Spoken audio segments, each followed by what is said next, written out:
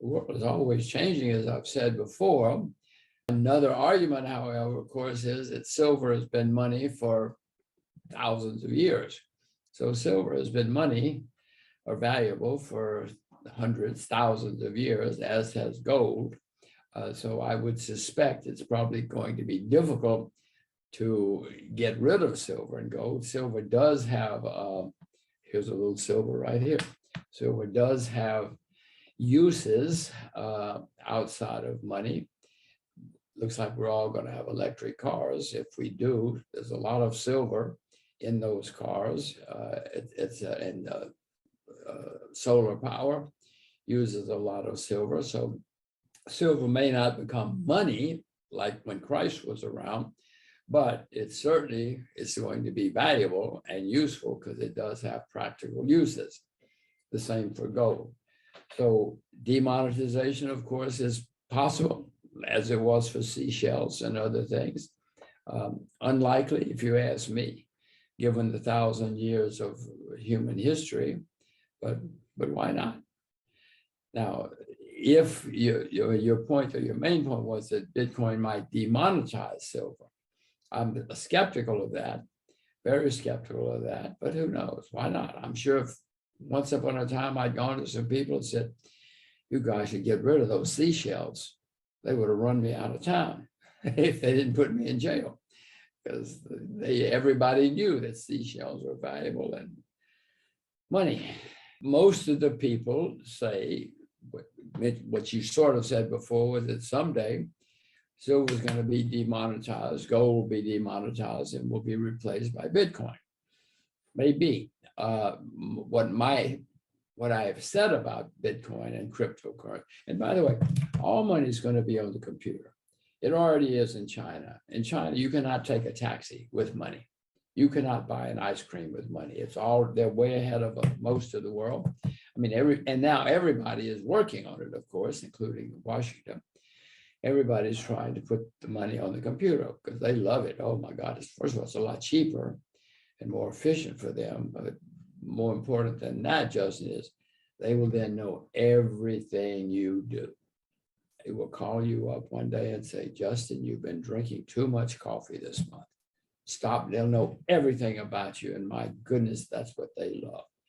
They love the power and the control that computer money will give them.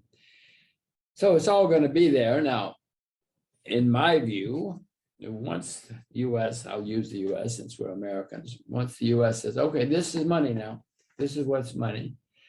But if you want to use that money over there, you can use that money. It's not the way Washington works. That's not the way politicians work. That's not the way politicians anytime in history, anytime in the world have worked. They like control, they like power, they like regulation, they like everything. I would love if it were that would fall. I mean, that if we could figure out a way to get around them and not have to let them know everything we're doing and not have the total control that they do. And if that's what you meant before, then fine. But my reading of history, Justin, is most of the time, most countries and most politicians, most people in power want to control the monopoly and want to keep control over money because money is the most important. Now, hooray, hooray, if someday Bitcoin or something else is going to change that. I'm skeptical. And because of the reasons I have said, I mean, anything can happen, of course, but also as far as your point about demonetization, a potential problem, of course, is, and we've started having some, for instance, in Myanmar recently, they closed down the internet. Well, it's not going to do you much good to have internet money, crypto money, if there's no internet. And this is a whole country of 75 million people or something. The internet was closed. If they had all been relying on cryptocurrencies, they wouldn't be able to eat. They wouldn't be able to do anything. But that is a problem. And as you know, in Texas earlier this year, there was a gigantic storm. There was no electricity for 4 days in Texas. Well, Justin, what do? if there's no electricity, you can't go down to the shop and say, I'd like some bread, but my money's closed because there's no electricity. The guy's going to say, I'm really sorry, Mr. Rogers, but I can't give you bread without money, without something. And I'm sorry, the electricity's down. It's down for me too. If you want to give me some silver, I'll take it. I mean, those are other potential problems down the road, but that's my only point. I know there are many smart people are buying and selling cryptocurrencies every day and making a lot of money. Hooray. As long as they're trading vehicles, I don't see any politicians getting too upset, although they will, because they get upset about everything they don't control. No, certainly don't see them outlawing crypto as trading vehicles. If they become a threat to their power and their control and their money, then I would suspect they will do something. Well, future of humanity is, I hope we survive. That, of course, goes back to your question about investing. As long as people are prospering, they're usually happy, and they usually don't want to go to war and kill each other.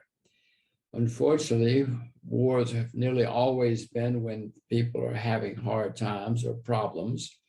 It's when things go wrong in a country, politicians always blame the foreigners.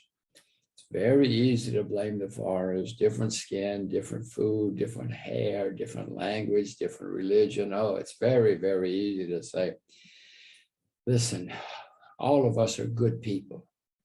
It's those horrible foreigners that's the problem. And that's another thing you learn from history, that they always blame the foreigners. Those are the first, almost the first to go. That the first casualty of war is truth, because politicians always start telling lies and stir up the war. So and that's because people are not prosperous and not making money. If people are prosperous, back to investing, if people can find good things to invest in, which will make them successful and prosperous and the society prosperous, it's unlikely we will have wars, or not many wars, and then we might survive.